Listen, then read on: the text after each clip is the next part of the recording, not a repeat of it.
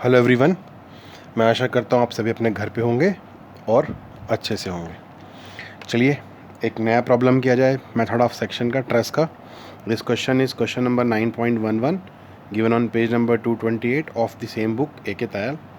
और इस क्वेश्चन में हमको मेथड ऑफ सेक्शन का इस्तेमाल करके सी डी ई एफ और C F members, C D E F और सी एफ मेम्बर्स में फोर्स निकालना है। मैंने क्या किया, पहला स्टेप बना दिया है already.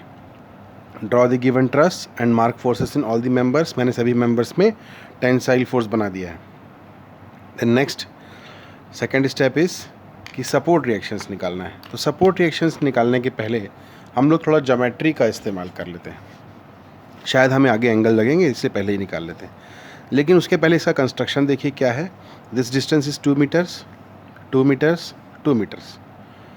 This height from B to D it is 3 meters given, and this height from E to C, this height is 2 meters।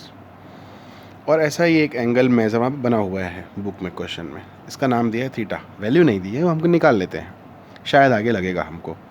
अब आप यहाँ पे ये सोच सकते हैं कि सर आपको कैसे मालूम लगेगा, तो वो आप प्रैक्टिस जब करेंगे तो आपको भी आइडिया लग जाएगा कि कैसे अपने को कौन से एंगल्स निकालने हैं। चलिए, तो ये एंगल निकालने के लिए सबसे पहले एक प्रयास करते हैं। इसके लिए क्या किया मैंने, इस लाइन को यदि यहाँ से आगे बढ़ा दूँ, ऐसा आगे बढ़ा देता हूँ, तो आपको ये एक ट्रायंगल दिखने लगा, ये triangle. Now since this F D is 3 meters and this is C E is 2 meters, तो यहाँ से यहाँ तक 2 meters है और ये पूरा 3 meters था, तो ये कितना बचा 1 meter। ये मिटा दूंगा अभी मैं। और ये कितना बचा यहाँ से यहाँ, this is 2 meters, so this base is 2 meters। तो ये जो एक ट्रायंगल है, right angle triangle, triangle this triangle, इसका perpendicular is 1, base is 2। So on the basis of that we can calculate theta. So theta is tan inverse 1/2, that is 0.5, 26.56 degrees. So this angle is 26.56 degrees. अब ये कैसे आया, मैंने निकाल लिया। अब आगे चला जाए, इसको मिटा देता हूँ जो मैंने कंस्ट्रक्शन अभी किया था, ताकि ये आगे कंफ्यूज ना करे। अब जहाँ ज़रूरत पड़ेगी वहाँ देखेंगे।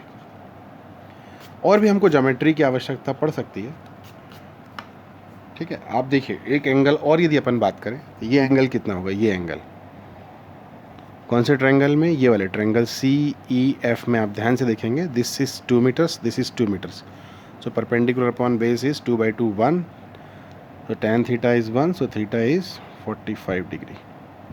चलिए अब आगे जहाँ ज़रूरत पड़ेगी ज्योमेट्री की वहाँ देखेंगे। तो पहला स्टेप क्या था, what was the first step? Over. Second step is calculate support reactions। तो support reactions कैसे आएंगे, support reactions ये क्या है, hinge support, इस पे 2 reactions, hinge पे 2 reactions, one is RAX, the other is RAY, and this is roller support। तो इस पे एक मात्र रिएक्शन जो कि perpendicular to the support surface, this is RB, और इस पे एक ही एक्सटर्नली अप्लाइड फोर्स है, दैट इज़ 30 kN। तो सपोर्ट रिएक्शंस निकाले जाएं। चलिए क्या करें, मोमेंट लें, sum of moment about point A equal to 0, so R B into 6 minus 30 into 2 equal to 0, so R B is equal to, this is 60/6, 10 kN। अब आपको लग रहा होगा कि सर ये जल्दी जल्दी कर रहे हैं, लेकिन आज जब मेरे प्रीवियस एग्जांपल्स देखेंगे तो मैंने काफ़ी अच्छे से एलाबोरेट किया हुआ इसको। आप, मुझे उम्मीद है कि आपको भी अब आ जाना चाहिए, यहाँ तक ये स्पीड आ जानी चाहिए। यदि आपकी ये स्पीड नहीं है, इसका मतलब आप लोग प्रैक्टिस नहीं कर रहे हैं। चलिए, आर बी इज़ 10 kN। अब क्या करें, let us apply summation F X equal to 0, summation F X equal to 0। Internal force नहीं लेने हैं अभी भी, इसका कोई रोल नहीं, कोई रोल नहीं, कोई रोल नहीं। So RAX is equal to 0, RAX is equal to 0, leave it, RAX 0 आया। अभी आप एक चीज़ ध्यान दीजिएगा कि हम जितने भी प्रॉब्लम्स किए उसमें सभी में से ये this was only A coincidence, ये केवल संयोग था कि सब में RAX 0 आ रहा है।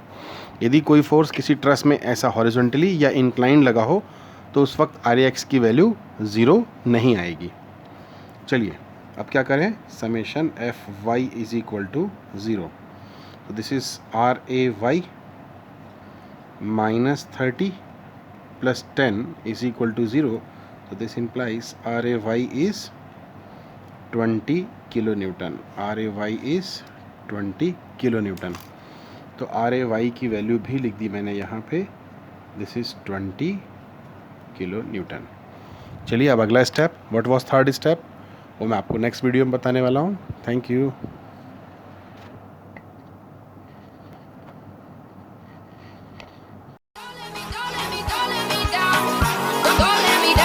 Don't let me down.